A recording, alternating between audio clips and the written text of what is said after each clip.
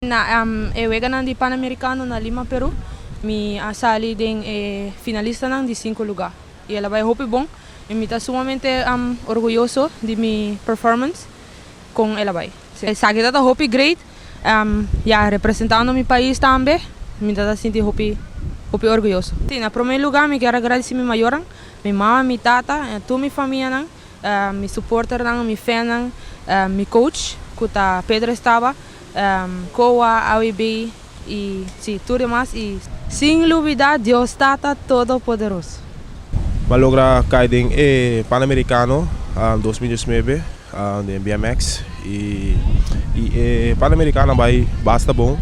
Eu não espero que vai estar assim na frio, porque o frio astrobamos tiki den e warm-up que cone antobra. Sim, pero competência vai hope bom, mas cai em semifinal. Pero lastimamente em semifinal mas hay uma caída que me dá minha cabeça então eu trabalho no hospital. Na primeiro lugar eu quero agradecer a Deus quando na minha força que me para competir na Pan-Americano e também meu maior e meu coach também Shania também que também partner trainer. A experiência está op great mess. Também promovia também no Pan-Americano e ela vai bom.